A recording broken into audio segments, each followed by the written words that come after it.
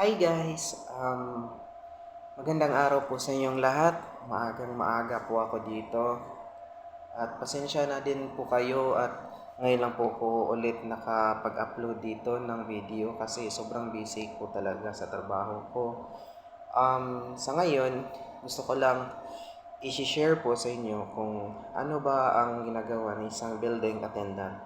Hindi naman ako staff dito, but isa po akong building attendant kaya gusto ko lang i-share kung mga ano bang dapat mga ginagawa.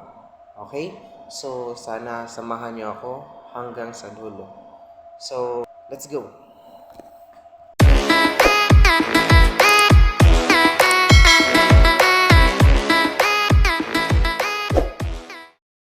Ngayon guys, bilang isang building attendant, so ang mga ginagawa sa waiting area ko dito sa mga client ko namin dito. Itong white chair, tinitiklop ko at saka bilang din isang building attendant. So tinatawag din siyang janitor or janitorial. So bali ako po guys, isa po akong janitor dito. So ang tinatawag lang dito sa opisina namin isang building attendant. So ang tinatrabahuan ko naman dito guys, opisina dito sa Cebu City sa LCR or sa tinatawag na short na OCCR. So dito, pinaprocess po nyo dito ang mga like a birth, marriage license, death, or PSA, or anything else na. So sa ngayon maglilinis ako like yan, basura, kunin mo yan. So, sa ngayon, papasok tayo dito sa archive. So, dito, paandar natin ulit yung aircon. So, dito, mga libro na dito. So, sa ngayon guys, gusto ko lang pakita. May black bag po ako dito. So,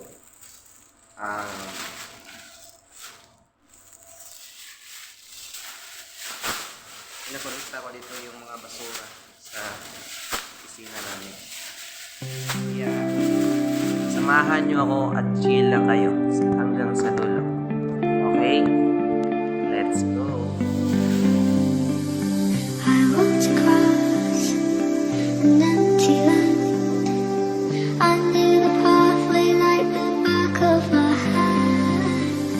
I felt the earth beneath my feet. Sat by the river and it made me complete.